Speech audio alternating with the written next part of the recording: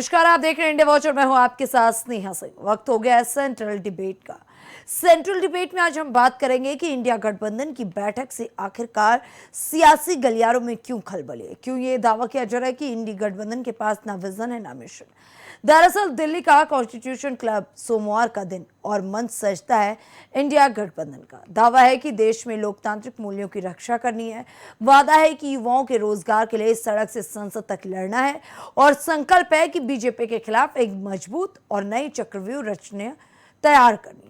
लेकिन क्या वाकई पर्दे के पीछे सब कुछ उतना ही मजबूत है जितना तस्वीरों में दिखाने की कोशिश की गई? गठबंधन एकजुटता की दुहाई दे रहा है, लेकिन बैठक की खाली कुर्सियां चीख चीख कर कह रही कि आम आदमी पार्टी गायब है और डीएमके नदारद है। दूसरी तरफ पश्चिम बंगाल में चौतरफा राजनीतिक बवंडर और अपनों की ही बगावत से जूझ रहे तृणमूल कांग्रेस बैठक में तो बैठी है, लेकिन अंदरूनी अविश्वास की सरसराहट दिल्ली के गलियारों तक सुनाई दे रही है। विपक्ष इसे अपनी नई रणनीति का शंखनाद बता रहे तो सत्ता पक्ष ने इस पर ऐसा तंज कसा है जो सीधे तौर पर हर किसी को सोचने के लिए मजबूर कर रहा है। बीजेपी का कहना है कि चुनाव में वोट चोरी नहीं हुआ, बल्कि विपक्षी दलों का वजूद ही चोरी हो गया। आज इसी पर होगी देश की चर्चा। क्या इंडिया गठबंधन बुनियादी मुद्दों के सहारे अपनी नैया पार लगा पाएगा, या अंदरूनी मतभेदों का ये भंवर इस नाव को बीच मझधार में ही डुबो देगा? और इस पर चर्चा करने के लिए हमारे साथ हमारा एक्सपर्ट पैनल जुड़ चुका है। आपको मिलाते हैं हमारे एक्सपर्ट पैनल से। हमारे साथ बीजेपी नेता विकास पांडे जुड़ चुके हैं, हमारे साथ कांग्रेस प्रवक्ता राहुल रॉय जुड़ चुके हैं। पहले तो आप दोनों का इंडिया वॉच में बहुत बहुत स्वागत है। चर्चा की शुरुआत राहुल रॉय जी के साथ करते हैं। राहुल रॉय जी, आप कह रहे हैं कि आप देश की युवाओं के लिए लगातार महंगाई के मुद्दे पर और तमाम देश में जो मुद्दे हैं जिसको भाजपा ने दरकिनार कर दिया है, कॉन्स्टिट्यूशन की सुरक्षा के लिए बैठक कर रहे हैं। और ये बैठक आप लोगों की बताती कि आप लोगों में बड़ी एकता है, लेकिन जिस तरीके के आरोप भाजपा की तरफ से लगाए जा रहे हैं, एनडीए की तरफ से लगाए जा रहे हैं कि आपके पास ना विजन है ना कोई प्लान है और ये सिर्फ अस्तित्व की बैठक थी, इस पर क्या प्रतिक्रिया है आपकी? जी, सबसे पहले तो मैं ये इंडिया वाच के सभी दर्शकों को मेरा नमस्कार जी। मेरा ये कहना है कि अगर इंडिया गठबंधन के पास इंडिया गठबंधन कितना मजबूत है और इंडिया गठबंधन क्या कर सकता है, इसका एक नमूना 2024 के चुनाव में इस पूरे देश ने देखा। 2024 ने इंडिया गठबंधन ने जहां 400 सीटों का दावा किया जा रहा था और 400 सीटें लाकर ये संविधान बदलने की भी बात कर रहे थे, तो उस दावे को बिल्कुल खाली कर दिया और इंडिया गठबंधन बिल्कुल, और ये बात सिर्फ चुनावी नहीं है, इंडिया गठबंधन की इस मीटिंग का जो सबसे बड़ा उद्देश्य था वो ये था कि आज के समय में जिस तरह से बेरोजगारी, महंगाई और दूसरी तरफ नीट का पेपर लीक हो गया, सीबीएसई का जिस तरह से रीचेकिंग में सीबीएसई की कॉपी और चेकिंग में जिस तरह की दुर्व्यवस्था पाई गई है, इसके खिलाफ शिक्षा मंत्री के इस्तीफे को लेकर, उसके बाद एसआईआर के माध्यम से जिस तरीके से वोट चोरी किया जा रहा है, इन सब चीजों को लेकर विपक्ष अपनी रणनीति बना रहा है और विपक्ष निश्चित तौर पर इस देश की सारी समस्याओं को पूरी पुरजोर तरीके से उठाने का काम करेगा। और इंडिया गठबंधन आगे आने वाले चुनाव में, चाहे लोकसभा का चुनाव हो, चाहे उत्तर प्रदेश का विधानसभा का चुनाव हो, यहाँ पूरी मजबूती के साथ जो इस समय देश विरोधी ताकतें हैं, जो संविधान विरोधी ताकतें हैं, जिस तरह से संवैधानिक संस्थाओं का दुरुपयोग करके, वोट को चोरी करके और जिस तरह से लोकतंत्र पे हमला किया जा रहा है, उससे डट कर मुकाबला करने का काम करेगा। ठीक है राहुल राय जी, आप कह रहे हैं कि डट के मुकाबला किया जाएगा, लेकिन भाजपा कह रही है कि गठबंधन देश बचाने का दावा बिल्कुल मजाक की तरह कह रहा है। वो पहले अपना घर बचा नहीं पा रहे हैं और देश को बचाने निकल गए। ये बड़ा गंभीर आरोप आप लोगों पे है। भाजपा देखिए, भाजपा हमेशा से जब से सत्ता में आई है, तब से वह संवैधानिक संस्थाओं का दुरुपयोग करके, और कौन अपना घर नहीं बचा पा रहा है। जो लोग जिस तरीके की जो बात है, भाजपा में तो आज पूरी तरीके से आप देखिए तो इनके मुख्यमंत्री कौन है। जिस शुभेंदु सरकार पे ये लोग पहले हमलावर होते थे, जब वो टीएमसी में थे, आज उनको मुख्यमंत्री बना दिया। जिस हेमंत विश्व शर्मा के खिलाफ ये चिट्ठी जारी करते थे, जिस हेमंत विश्व शर्मा को लेकर, उनके भ्रष्टाचार को लेकर जो है प्रेस कॉन्फ्रेंस करते थे, उन्हीं को मुख्यमंत्री बना दिया। तो भाजपा जो है भ्रष्टाचारियों से युक्त हो चुकी है। भाजपा के पास खुद कोई इस देश को आगे ले जाने का विजन नहीं है। वह केवल और केवल चुनावी मशीनरी और संवैधानिक संस्थाओं का दुरुपयोग करके किस तरह से चुनाव को रिग किया जाए, किस तरह से चुनाव जीते जाए, इसके अतिरिक्त भाजपा के पास इस देश को आगे ले जाने का कोई विजन नहीं।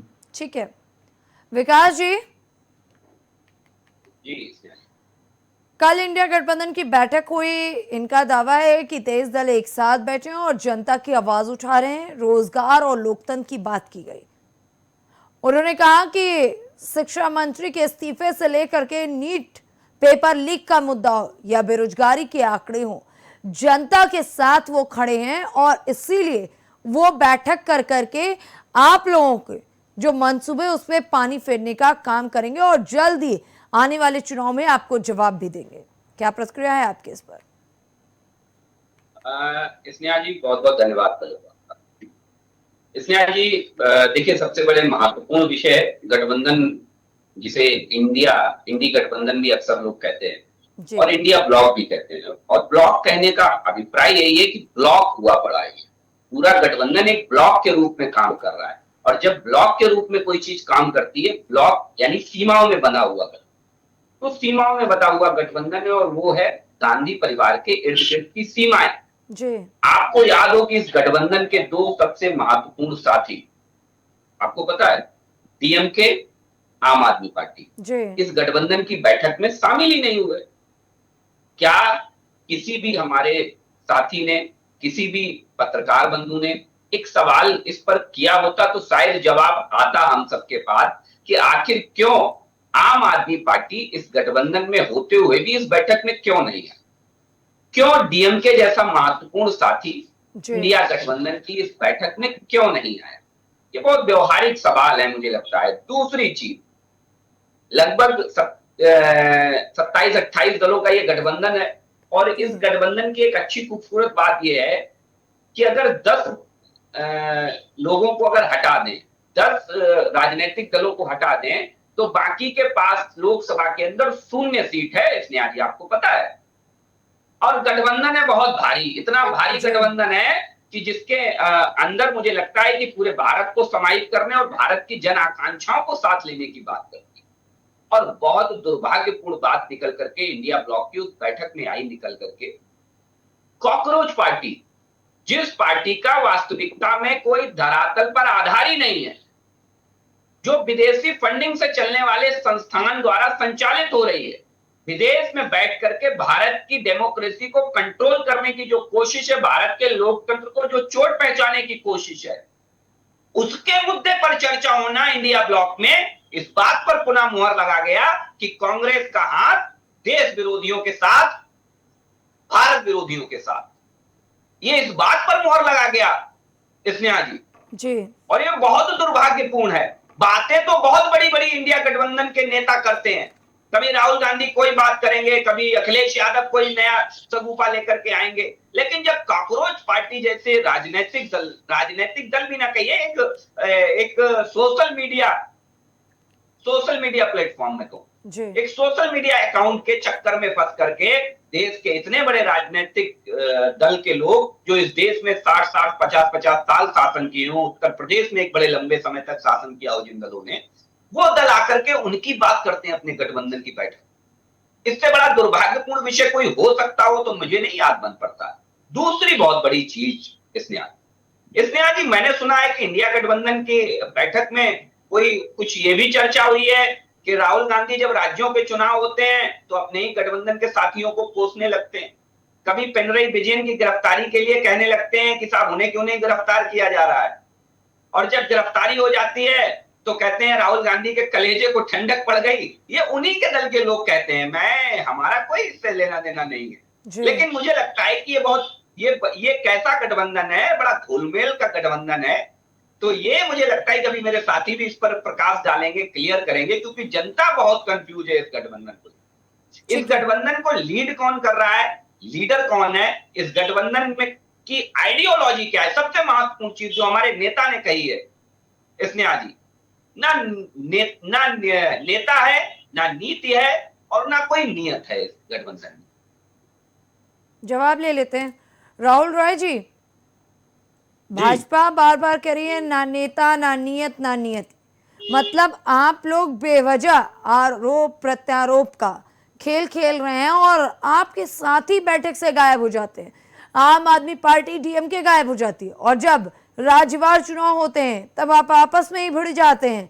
फिर कैसे मजबूत है आपका गठबंधन और कैसे आप दावा कर रहे हैं कि भाजपा और एनडीए को इस बार आप लोग हराएंगे? देखिए स्नेहा जी, कोई भी राजनीति जो होती है, भारत एक फेडरल देश है, फेडरल स्ट्रक्चर है, राज्य की राजनीति अलग होती है, केंद्र की राजनीति अलग होती है, राज्य के मुद्दे अलग होते हैं, केंद्र के मुद्दे अलग होते हैं।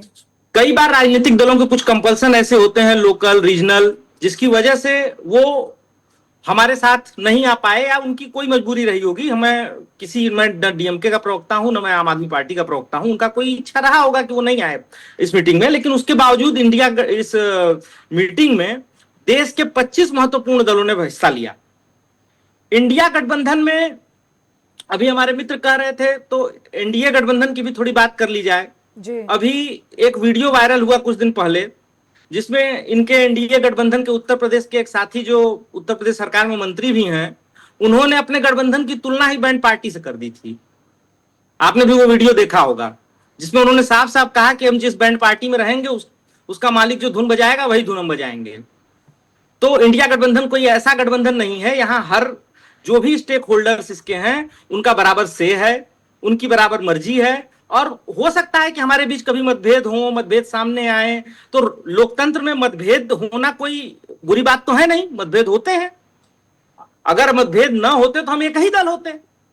निश्चित तौर पे हमारे बीच मतभेद हैं, लेकिन उन मतभेदों के बावजूद इस देश को बचाने के लिए, इस देश की जो सबसे बड़ी समस्याएं हैं, आप देखिए काकरोच जनता पार्टी की बात कर रहे थे, तो काकरोच जनता पार्टी इस देश के युवाओं के गुस्से का एक प्रस्फुटन है। मुझे नहीं पता कि उसकी फंडिंग कहां से हो रही है, उसको कौन फंड कर रहा है, उसमें देश विरोधी तत्व हैं, ये जांच करना केंद्रीय एजेंसियों का काम है। केंद्रीय एजेंसियां अगर इस तरह की कोई बात है तो केंद्रीय एजेंसियां उन पर एक्शन लें। लेकिन इस देश के युवाओं के गुस्से का प्रस्फुटन है वहां पे। आप देखिए किस तरीके से एक लड़का जो पूरे साल 2 साल नीट की तैयारी करता है और उसको जो है परीक्षा के दिन पता चलता है कि तुम्हारा पेपर लीक हो गया, और उसके बाद उससे ये कहा जाता है कि जो लोग पढ़ रहे हैं वो दोबारा परीक्षा देने नहीं आ सकते। क्या ये कोई बात हुई? आपको पता है कि तैयारी किस तरीके से की जाती है? तैयारी करने में एक बच्चा एक पर्टिकुलर डे के लिए कितना एफर्ट डालता है, और फिर दोबारा उसको वही काम करने को कहा जाए तो उसको कितना पेन लेना पड़ेगा। दूसरी चीज, इसी तरह अभी एसएससी जीडी की परीक्षा थी, 300 लोगों के एग्जाम देने की व्यवस्था थी और वहां 1000 लोग आ गए। 1000 लोगों को परीक्षा देने के लिए बुला लिया गया। एसएससी जीडी की परीक्षा देने वाला, एसएससी जीडी का फॉर्म भरने वाला व्यक्ति जो है शायद इस देश के लोअर मिडिल क्लास या बिल्कुल जो सबसे निम्न वर्ग आय वर्ग के लोग हैं, वो शायद उस परीक्षा को भरते हैं और उसकी परीक्षा देते हैं। और ऐसी परीक्षा में 300 लोगों को वो कहां से सुबह बस में आया होगा, किसी से लिफ्ट लेके आया होगा, किसी से व्यवस्था करके आया होगा, किसी से उधार लेके आया होगा, और उसको कहा जाता है कि आप परीक्षा मत दीजिए। तो इस तरीके, और उसके बाद अभी हाल में जो है जिन बच्चों ने सीबीएसई एग्जाम में जो कॉपी चेकिंग में जो दुर्व्यवस्था थी, जो उसमें गलतियां पाई गई, उसको उजागर किया, उनकी तुलना आतंकवादियों से कर दी गई। अच्छा, जब तो बताइए इस मुद्दे उठाते हैं राहुल रॉय जी, जब आप लोग ये मुद्दे उठाते तो ये कहते हैं कि मतलब हम तो कार्रवाई भी कर रहे हैं, छात्रों के साथ भी खड़े हैं। जब आप बेरोजगारी का आंकड़ा देते तो ये लोग कहते हैं मंत्री जवाबदेही। मैडम, कार्रवाई दिखनी भी चाहिए, जवाबदेही होनी चाहिए। क्या इस देश का शिक्षा मंत्री का इस्तीफा नहीं होना चाहिए? शिक्षा मंत्री को इस्तीफा देना चाहिए कि नहीं? जब तक शिक्षा मंत्री उस पद पे हैं, वही शिक्षा मंत्री हैं, वही उसकी जांच करवाएंगे। तो इस जांच में कितनी पारदर्शिता होगी, वह जांच कितनी सही होगी, इस बात पर ही प्रश्न चिन्ह है। अच्छा, ये लोग कह रहे हैं कि बेवजह आप राजनीतिक रोटियां आपके गठबंधन के लोग से बिल्कुल राजनीतिक दलों का ये काम है कि अगर इस क्योंकि देश में इस तरह की कोई प्रधानमंत्री अव्यवस्था हो रही है, नरेंद्र मोदी कोई के दुर्व्यवस्था हो रही है तो उसको 12 उठाया साल जाए। अभी जो इंडिया ब्लॉक की मीटिंग हुई है उसमें यह भी तय हुआ है कि संसदीय जब संसद का सत्र चलेगा तो हर एक दिन हम कोऑर्डिनेटेड तरीके से काम करके इस देश के जितने भी मुद्दे हैं उनको उठाने का काम करेंगे। विपक्ष का यही काम है। ठीक है विकास जी, विपक्ष तो बड़े बेहतर रणनीति के साथ जनता के साथ खड़ी है, आप जवाबदेही से बचते हैं। विपक्ष की बैठक को आप कहते हैं कि वजूद चोरी हो गया इसलिए विपक्ष परेशान है। वो वोट चोरी का आरोप लगा रहे हैं, वो कह रहे हैं कि युवाओं के जिंदगी के साथ, भविष्य के साथ खेल रहे हैं आप, और आप कहते हैं कि विजन 2047। देखिए, मैं एक उदाहरण के सहित आपको बताता हूँ जी, और मुझे लगता है कि आपके इस चैनल के माध्यम से हजारों लाखों आपके दर्शक जब इसे देखेंगे तो जरूर समझेंगे कि जब हम ये कहते हैं कि इंडिया गठबंधन देश के युवाओं के साथ खेल रहा है, वो कैसे खेल रहा है। आपको जरा उठा करके देखिए, अखिलेश यादव जी, समाजवादी पार्टी के युवराज, राहुल गांधी कांग्रेस पार्टी के युवराज, ये किसकी भावनाओं से खेल रहे हैं सब। जरा जरा पता करिए आप कि राजनीति में युवाओं के लिए क्यों अपने जबरदस्ती आगे बढ़ने की जो प्रवृत्ति है, जबरदस्ती अपने आप को स्थापित करने की प्रवृत्ति है, वो किसके अरमानों पर डाका डाल रही है। जरा पूछिए, क्यों नहीं? क्या राहुल गांधी से ज्यादा काबिल युवा कांग्रेस पार्टी के अंदर कोई अन्य कार्यकर्ता नहीं है? मैं देश की बात ही छोड़ देता हूँ, मैं कांग्रेस पार्टी के अंदर। अरे थोड़ा पंकज सिंह, दीपक प्रकाश, इन पे भी प्रकाश डालिए। दीपक प्रकाश जो बिना चुनाव लड़े मंत्री बना दिए गए बिहार में। का जवाब आप मत देना, आप कोई जवाब मत देना। मैंने अरे हम हर सवाल का जवाब देंगे। दीपक प्रकाश पे आपका क्या कहना है बताइए। बिना चुनाव लड़े मंत्री बना दिए गए, बिना चुनाव लड़े मंत्री बना दिए गए। अरे सरकार सुनो मेरे भाई, सुनो। अब दीपक प्रकाश के अंदर ऐसी कौन सी खूबी है जो इस देश के बाकी युवाओं के अंदर नहीं है? अच्छा, मैं एक बात पूछूं आपसे जी, इस देश के युवराज के अंदर कौन सी खूबी थी कि 1 मिनट एक दिन युवराज चुनाव जीत के आ रहे हैं। युवराज आज जिनकी बात कर रहे हो चुनाव जीत के आ रहे हैं। अमेठी से चुनाव हार गए थे युवराज, जरा ये भी बताइए। चुनाव हारे उसके बाद चुनाव जीते, चुनाव हारे उसके बाद वायनाड से चुनाव जीते। और हमने चुनाव हारना चुनाव जीतना प्रश्न नहीं है। आप ये बताइए दीपक प्रकाश के अंदर क्या खूबी है? दीपक प्रकाश कैसे बना दिए गए मंत्री? पर सवाल उठाए, आप दीपक प्रकाश को कैसे मंत्री बना सकते हैं? पंकज सिंह पे आपका क्या कहना है? उन्होंने राहुल गांधी के नेतृत्व पर सवाल उठाए कि नहीं? पंकज सिंह पे क्या कहना है? दीपक प्रकाश कैसे मंत्री बन जाते हैं? अरे भाई, मैं आप दीपक प्रकाश पे बताइए, प्रकाश पे प्रकाश डालिए। दीपक प्रकाश पे दीपक दिखाइए और प्रकाश डालिए। राहुल जी प्लीज अपनी बारी का इंतजार कीजिए। जब विकास जी बोल रहे थे, मैं डर नहीं रहा हूँ। ठीक है दीपक प्रकाश पे क्या कहना है आपको? राहुल जी, दीपक प्रकाश कैसे मंत्री बन जाते हैं? राहुल जी अपनी बारी का इंतजार कीजिए। राहुल जी जब आप बोल रहे थे तो विकास जी बड़े संयम के साथ सुन रहे थे आपकी बातों। नहीं, हमारे नेता का नाम अगर इस तरीके से लिया जाएगा तो हम अपना संयम खो सकते हैं। नहीं, आप चैनल पे बैठे हैं, संयम मत खोइए। एक राष्ट्रीय पार्टी के प्रवक्ता हैं आप, प्लीज आप उनको भी बोलिए वो किस तरह से बात कर रहे हैं। विकास जी रखिए आप अपना बिल्कुल सम्मान के साथ। मैंने किसी के साथ असम्मानित शब्द का प्रयोग नहीं किया, किसी का भी नाम मैंने नहीं लिया। स्नेहा जी मेरे साथी तो कहिए, उद्वेलित ना हो, शांत हो जाए। मैं बहुत सम्मान के साथ उनके नेता का नाम लेना चाहता हूँ। चिर युवा, इस देश के हजारों युवाओं के लिए एक, मुझे लगता है कि बड़े बड़े क्षोभ का विषय श्रीमान 1,01,108। मुझे इस डिबेट में नहीं बैठना स्नेहा जी। इस तरीके की राहुल रॉय जी, मैं किसी जवाब से नहीं। आप बताइए प्रश्न पे आ रहा हूँ। अगर एक मिनट रुकिए, विकास जी और राहुल जी दोनों लोग शांत होइए। कोई जगह नहीं है कांग्रेस पार्टी में। विकास जी, राहुल जी दोनों लोग शांत होइए। राहुल रॉय जी विपक्ष में बैठे हैं आप और वो सत्ता में है। अगर आप प्रधानमंत्री मोदी के बारे में टिप्पणी करेंगे तो वो भी राहुल गांधी के बारे में टिप्पणी करेंगे। और उन्होंने गाली नहीं दिया है जो आप इतना तिलमिला गए हैं। लिया है और अगर लिया भी है तो पूरे सम्मान के साथ लिया है। मैंने 1,008, 1,08 और चिर युवा और इस तरह के शब्दों का प्रयोग नहीं किया। उनको अपनी बात रखने दीजिए हमारी संस्कृति प्लीज। आप बोलिए, आप अपनी आप हमारी मुद्दे पे आप संस्कृति में बताइए तो ना कि यही कहा जाएगा अगर जिसकी अच्छा ठीक है। परिवारवाद अगर भाजपा कहते हैं अगर नहीं, भाजपा में अपशब्द परिवारवाद नहीं है तो जरा दीपक म्यूट प्रकाश किया जाए मंत्री दोनों कैसे लोगों हैं? को। भैया आप बताता हूँ परिवारवाद, सुनो ना दोनों मेरे भाई, गेस्ट को जिस पर म्यूट जवाब किया जाए चाहिए उस पर प्लीज। जवाब लेके। अगर वो अपशब्द कहते तो मैं रोकती, और मुझे मेरा काम मत बताइए, और दोनों लोग अपनी अपनी बारी में पक्ष रखिए। आपको उनकी बात नहीं अच्छी लगेगी, उनकी बात आपको नहीं अच्छी लगेगी। अगर अच्छी लगती तो दोनों लोग एक पार्टी में होते, ठीक है? तो अब संयम के साथ अपनी अपनी बारी में अपनी अपनी पक्ष रखिए। जी विकास जी, रखिए आप अपना पक्ष। धन्यवाद स्नेहा जी। स्नेहा जी देखिए, बहुत धैर्य के साथ सुने मेरे साथी। मेरा निवेदन है जब उनका टर्न है तो वो बिल्कुल बोल लें, मुझे कोई ऐतराज नहीं। ठीक है, आप रखिए देखिए अपना पक्ष। महत्वपूर्ण चीज है, ये महत्वपूर्ण चीज है स्नेहा जी। स्नेहा जी मैंने कोई ऐसे ही नहीं कह दिया कि इस देश के चिरयुवा नहीं है तो क्या है। हमारी भारत की संस्कृति में ये कहा जाता है कि जब तक शादी ना हो जाए तब तक युवा मानिए साठा पाठा। ये कहावत हमारे यहाँ चलती है कि नहीं चलती है? राहुल जी हम उत्तर प्रदेश से अगर आते होंगे तो जानते होंगे इस बात को।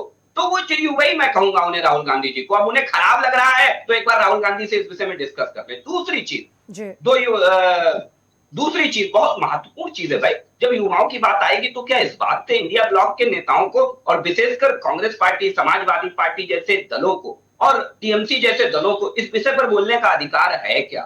जरा याद करिए 2009 का सीपीएम की परीक्षा लीक, 2011 का सीपीएम की परीक्षा लीक, क्या कार्रवाई की तत्कालीन कांग्रेस पार्टी की सरकार? हमारी सरकार ने 11 लोगों की गिरफ्तारी सुनिश्चित की और ये सुनिश्चित किया, सीबीआई को जांच सौंपी और ये आगे के लिए सुनिश्चित किया किसी भी प्रकार के पेपर लीक का मामला दोबारा ना हो। बातें तो ऐसे करते हैं कि मुझे लगता है कि जैसे कि दूध खुद से दूध के धुले हों। तो मुझे लगता है कि इस पर बहुत व्यवहारिक दृष्टिकोण से काम करने की आवश्यकता है, जिस पर मुझे लगता है इंडिया गठबंधन काम करने में फेल हुआ है। सत्ता के लिए राजनीति करना बहुत आसान, इसलिए जब देश के लिए आप राजनीति करते हैं तो मुझे नहीं लगता कि अगर राहुल गांधी, और ये मैंने क्यों कहा, ये मैंने ऐसे ही नहीं कहा। 2022 में जब ये देश 75वीं वर्षगांठ मना रहा था अपने स्वतंत्रता दिवस की, तो राहुल गांधी ब्रिटेन में एक कार्यक्रम को संबोधित करते हैं और कहते हैं Bharat is not a country, Bharat is the states, मतलब स्टेट्स का एक संघीय ढांचा है। भारत को देश नहीं मानते हैं, भारत को संघीय ढांचा, मतलब विभाजन की राजनीति कांग्रेस पार्टी के डीएनए में है भाई। इस बात को राहुल गांधी एक बार नहीं कई बार उजागर करते हैं। तो ऐसे दल, मुझे लगता है उसी का परिणाम है। अभी कह रहे थे कि इंडिया गठबंधन, वो आम आदमी पार्टी जाने और डीएमके जाने, मुझे क्या लेना देना। अरे भाई ये मतलब आप ये समझिए ये कैसी बारात है जिसमें कोई दूल्हा ही नहीं बनना चाहता। और अभी जब जैसे ही चुनाव आएगा, जैसे ही लोकसभा के 2029 के चुनाव आएंगे तो राहुल गांधी सबसे आगे दूल्हा बनने के लिए तैयार खड़े नजर आएंगे। और जैसे ही उनसे ये सवाल पूछ लो उनके नेता कार्यकर्ताओं से कि साहब डीएमके क्यों नहीं आई, टीएमसी क्यों नहीं आई, उनके दल है भाई, कम से कम इस पर पूछा तो होगा ना कि सर के तबीयत खराब हो गई कि नहीं है। स्नेहा जी आपका स्टाफ नहीं आता है, आप पूछती हैं कि नहीं पूछती हैं कि भाई मेरा स्टाफ क्यों नहीं आया, क्यों संबंधित व्यक्ति आज अनुपस्थित है भाई ऑफिस में? लेकिन इन्हें चिंता नहीं है, यही कारण है। मैंने कहा ना नेता है, ना नीति है और ना नेतृत्व है। दोनों ही चीजों का, तीनों ही चीजों का अभाव है आज इंडी गठबंधन के अंदर। बार बार संवैधानिक मूल्यों की बात करना, लेकिन ये लोग तो कहते हैं कि आप लोगों की नीत और नियत साफ नहीं है, जिसका खामियाजा जनता को, युवाओं को और पूरी तरीके से हर किसी को झेलना पड़ता है। विकास जी, आप जब नीत और नियत की बात करते हैं, नेतृत्व की बात करते हैं, तो ये कहते हैं कि आपकी नीत और नियत साफ नहीं है, जिसका खामियाजा आम जनता को, युवाओं को भुगतना पड़ता है। स्नेहा जी, मैं तो कहता हूं कि अगर युवाओं को भुगतना पड़ता तो इस देश में आजादी के बाद गरीबी रेखा से 10 साल के अंदर 25 करोड़ लोग हमने निकाले। अगर युवाओं को भुगतना होता तो स्टार्टअप्स के माध्यम से, मुद्रा लोन के माध्यम से 57 लाख करोड़ का मुद्रा लोन, स्टार्टअप और विभिन्न माध्यमों से हमने युवाओं को देने का काम किया। अगर युवाओं को भारतीय जनता पार्टी की सरकार आने के बाद समस्या होती तो मुझे लगता है कि इस देश में पहली बार हम लेकर के आए कि इस देश के युवाओं के लिए हम कौशल विकास जैसी योजना लेकर के, जिससे युवाओं को हम रोजगार परक शिक्षा दे सके। ये किसने किया? एक देश की महिलाओं की बात कर लीजिए, देश की युवाओं की बात कर लीजिए, देश के किसान की बात कर लीजिए। मैं कहता हूं कि भाई देश के युवाओं को श्रीमती सोनिया गांधी एक तरफ लीडिंग करती है, दूसरी तरफ टीएमसी में ममता दीदी है लीडिंग करती है, लेकिन जब महिलाओं को, आदि आबादी को अधिकार देने की बात आती है तो अपनी राजनीतिक महत्वाकांक्षा की वजह से उनके अधिकार पर डाका डाल देती है, ब्रेक लगाने का काम करती है। क्यों भाई? वो लोग लोग बात जवाब करेंगे, लेते वो लोग हैं। भारतीय जनता पार्टी से सवाल करेंगे जिन्होंने शाहबानो केस में अपने वोट बैंक के लिए इस देश के अल्पसंख्यक महिलाओं और अल्पसंख्यक बहनों के ऊपर अत्याचार करने का काम किया। ठीक है, वो जवाब लोग लेते हैं। आकर के राहुल भारतीय जी, जनता पार्टी से सवाल करेंगे महिलाओं को लेकर के। राहुल जी, जी जवाब।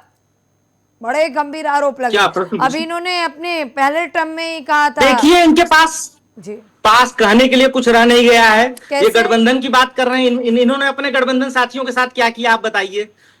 महाराष्ट्र में क्या हुआ उद्धव ठाकरे के साथ, महाराष्ट्र में क्या हुआ शिवसेना के साथ।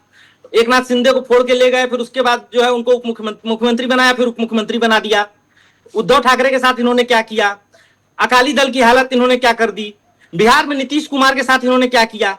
आप बताइए, इनके यहाँ तो गठबंधन का करने का मतलब कि जिसके साथ इन्होंने गठबंधन किया उसकी पार्टी इन्होंने तोड़ दी, उसकी पार्टी इन्होंने खत्म कर दी। तो ये हमको गठबंधन धर्म न सिखाएं, एक बात। दूसरी बात की प्रश्न जो है आज बहुत स्पष्ट है कि आज इस देश का युवा बिल्कुल सड़कों पर है और वह अपने लिए रोजगार मांग रहा है, अपने लिए। और 12 साल से ये सत्ता में है। 12 तो साल में बता इन्होंने रहे कितना थे कि रोजगार इतने सृजित। लाख करोड़ लोगों को मुद्रा लोन के तहत रोजगार सृजित करने का अवसर दिया गया। आप टिकट साइज क्या है मुद्रा लोन का? मुद्रा लोन, एक लोन की साइज क्या है? उसमें कितने कितने लोगों को मुद्रा लोन मिल रहा है? उसमें कितनी मॉडलिटीज है? आप बताइए, मुद्रा लोन पाना कितना आसान है?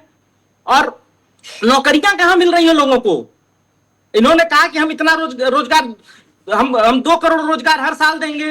मिल रहा है क्या लोगों को रोजगार? तो वो कहते हैं रोजगार का मतलब हमने नौकरी देश की बात विकास थोड़ी ना दर, कही इनके थी। ही जीडीपी के आंकड़े, ये जीडीपी का कैलकुलेशन इन्होंने हर बार चेंज करके दे दिया। उसके बाद इनके आंकड़े में भी देश की विकास दर अभी 7% नहीं पहुंच रही है।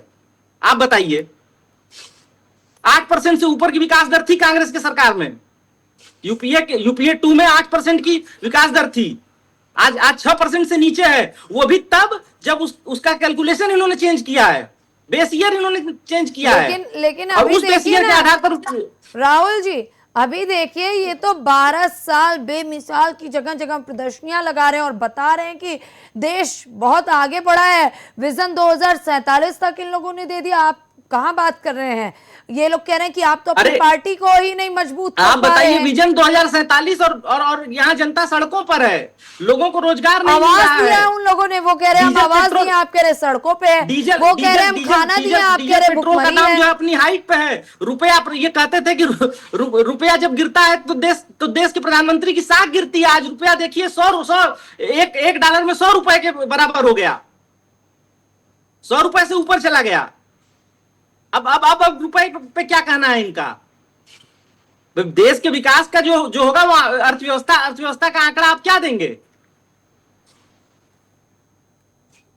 ठीक है विकास जी, जी जी, अर्थव्यवस्था का आंकड़ा क्या देंगे आप? देश की जीडीपी एकदम बर्बाद कर दी आप लोगों ने। कांग्रेस में बहुत अच्छी थी, फिर आप मना रहे हैं 12 साल बेमिसाल। और डॉलर, एक डॉलर 100 रुपए के बराबर हो गया। रुपए की स्थिति क्या कर दी है आप लोगों ने? अच्छा, एक बहुत बड़ा सवाल है विकास जी। ये लोग हमेशा पीएम मोदी का वो बयान कोट करते हैं जिसमें उन्होंने कहा था कि जब रुपए गिरता है तो प्रधानमंत्री की साख गिरती है। उस पर भी जवाब। हाँ बिल्कुल। मुझे लगता है कि जब ये बात आप कहती हैं तो मैं आज भी उस बात को बड़ी गंभीरता से कहना चाहूंगा। स्नेहा जी, ये दौर याद करिए। आज के दौर में जब डॉलर को आप कंपैरिजन करती हैं तो 2003 में मैं तो कहता हूं कि देखिए हर चीज का एक तुलनात्मक अध्ययन होता है। किसी भी चीज की वर्तमान परिस्थिति और पूर्व की परिस्थिति के तभी तो आप उसका कैलकुलेशन निकाल पाओगे कि स्नेहा जी आज से 10 साल पहले कहां थी और 10 साल बाद कहां पर है, तभी तो निकलेगा ना। मैं तो कहता हूं कि कांग्रेस पार्टी के प्रवक्ता से पूछिए कि इस देश के अंदर कांग्रेस पार्टी के 50 साल बीतने के बाद भी आधी से ज्यादा आबादी इस देश के अंदर बगैर खातों के रह रही थी। इसके एक छोटी सी चीज मैं बता रहा हूं, एक बुनियादी सी चीज, 58 करोड़ खाते खोलने का काम देश के प्रधानमंत्री नरेंद्र मोदी ने किया। बैंकों का राष्ट्रीयकरण कांग्रेस पार्टी के समय नहीं हुआ है। फिर बीच में बोले सर, बैंकों का राष्ट्रीयकरण बीच में बोलते हैं। फिर आप बीच में काउंटर कर रहे हैं। आप बताइए, रुपए पे बात कीजिए। ठीक है, तो वो जवाब आप कोई जवाब मत देना। मैंने कह दिया, मैंने पहले ही आपको फ्री कर दिया। अरे आप क्या जवाब दे रहे हो? सब आप कुछ जवाब मत देना, मैं दे रहा हूं ना, लेकिन आप सुनने का धैर्य रखिए। आप, मेरा निवेदन है हाथ जोड़ के, है ना। विकास जी रखिए आप अपना पक्ष। जी इसने आगे देखिए बहुत महत्वपूर्ण चीज है, और मैं ऐसे नहीं कहता हूं, मैं कहता हूं कांग्रेस पार्टी के प्रवक्ता से कहिए, मैं चैलेंज के साथ कहता हूं, ये बताएं 10 साल के अंदर कब 8% की विकास दर गई? पूरे साल विकास दर क्वार्टरली होती है, और पूरे साल के लिए बताइए मुझे कब गई, पूछिए इनसे, मैं चैलेंज के साथ कहता हूं। तो डिबेट में बैठ के आकर के केवल ये बता देना नहीं तो हमारे में तो 8% गई थी, सर 8% गई थी तो फिर $1 ट्रिलियन की इकोनॉमी थी, आज 4 ट्रिलियन डॉलर से ज्यादा की इकोनॉमी है भारत। 10 साल के अंदर 4 गुना बढ़ी है सर, 4 गुना आपकी इकोनॉमी, आपके समय की इकोनॉमी से इस देश की इकोनॉमी, है ना? तो इसके विषय में कौन चर्चा करेगा? इनके बस की नहीं है। श्रम एवं रोजगार मंत्रालय ने अभी 2024 में आंकड़े जारी किए, ठीक है ना स्नेहा जी? इनसे कह दीजिएगा जरा कान में ठेठ हटा करके सुनने का काम करें। 2004 से लेकर 14 तक महज 2.5 करोड़ रोजगार के अवसर डेवलप किए इनकी कांग्रेस पार्टी की सरकार में, और माननीय नरेंद्र मोदी जी ने 17.5 करोड़ रोजगार के अवसर डेवलप किए 10 साल के अंदर। ये विजन होता है, ये काम करने की इच्छा शक्ति होती है कि जब हम सरकार में आते हैं तो ये आंकड़े निकल करके आए कि 10 लाख से ज्यादा की आमदनी के 6 करोड़ लोग थे 2014 में, और आज ये आंकड़ा बढ़कर के 10 करोड़ से ज्यादा हो गया। ठीक है, इसने आज, तो ये जो काम है, और ये काम करके हमने दिया है, जनता को डिलीवर किया है। आप आएंगे कहेंगे सर भारतीय जनता पार्टी की सरकार में संविधान खतरे में है, और सबसे ज्यादा संविधान संशोधन कांग्रेस पार्टी ने किए। मतलब अलीबाबा 40 चोर का गैंग जो खुद तो पूरे भारत को लूटने का काम करता है, पूरे भारत को ठगने का काम करता है, और सत्ता में आने के लिए वो एक हमारे यहाँ कालनेमी नहीं, आदरणीय मुख्यमंत्री जी अक्सर कहते हैं, तो कुछ कालनेमी और मारीच बनके इस जनता को ये समझते हैं कि भोली वाली जनता को सोने का हिरण मारीच धारण करेगा तो वो मारीच हिरण सोने का हिरण हो जाएगा। नहीं हो जाएगा, वो मारीच ही रहने वाला है। तो ये काम मुझे लगता है कांग्रेस पार्टी के लोग बखूबी करने का काम कर रहे हैं, लेकिन देश की जनता बार बार आपको इस बात के लिए मैसेज देने का काम करती है इसलिए। ठीक है राहुल जी, जवाब के साथ मुद्दे पर फाइनल कमेंट। इन्होंने जवाब नहीं दिया हमारी प्रश्न का कि ये डॉलर जो है 100 रुपए से क्रॉस किया है। Just short of the 30 second में बता देता हूँ जी। चलिए एक काम करिए, जरा कांग्रेस पार्टी से पूछिए कि 2003 में डॉलर क्या रेट था, जरा पूछिए। और ये भी मत पूछ लेना, ये जवाब नहीं है, ये जवाब नहीं है। आपने कहा कि जब प्रधानमंत्री, आप बस इतना बता दीजिए, मेरा टर्न है, बीच में नहीं। रुपया को 2 रुपए बना दे तो वो कुछ नहीं, वो कोई कुछ नहीं, और अगर सामने वाला 10 भी बना दे। प्रधानमंत्री की साख कितनी गिरी, आप ये बताइए, प्रधानमंत्री की साख कितनी गिरी? 10 किलोमीटर चले, और ये प्रधानमंत्री की साख कितनी गिरी? 1 किलोमीटर 10 किलोमीटर प्रधानमंत्री की साख कितनी गिरी? ये महिमा मंडन मत करिए यहाँ बैठ के। प्रधानमंत्री की साख पहले मुझे जवाब दीजिए। राहुल जी, इन्होंने पूछा राहुल जी जवाब के साथ मुद्दे पर फाइनल कमेंट। विकास जी अपनी बारी का इंतजार कीजिए, डरिए मत ना, डरिए मत, मैं नहीं पूछ रहा हूँ ना। विकास जी आप बताइए कि प्रधानमंत्री की साख कितनी गिरी? विकास जी अपनी बारी का इंतजार कीजिए। राहुल जी इस बात से भी बड़ी कि 25 करोड़ लोग गरीबी रेखा से निकाल करके हम लेकर के आए। वो बार ये फर्जी आंकड़े हैं जी। आप एक चीज पे टिके हुए फर्जी आंकड़े हैं जी। सही बात है, आंकड़े तो राहुल गांधी यूनिवर्सिटी से जो आते हैं वही सही होते हैं। नहीं, इनकी व्हाट्सएप यूनिवर्सिटी से आते हैं, जो नमस्ते सदावत्सले से आते हैं के छात्रों, राहुल गांधी नमस्ते सदावत्सले से आते हैं। अरे सर मैंने तो प्यार से पूछा ना सर, बता दो नमस्ते सदावत्सले। 8% पूरे विकास जी राहुल जी का फाइनल कमेंट चलिए प्लीज। 2005 से 8 तक इस देश की जीडीपी की ग्रोथ 5% कहा गया था, ड्रीम रैंक कहा गया था, आप निकाल के देख लीजिए। राहुल जी साक्ष्य दिखाइए ना, हमारे साक्ष्य 6.3% और 6.8% थी, ठीक है सर, 6.3 से लेकर 6.8% थी। झूठ बोल रहे हैं डिबेट में बैठ करके आप एक तो अपनी चोरी और ऊपर से सीना चोरी। 6.3% टू 6.8%। बहुत बहुत धन्यवाद।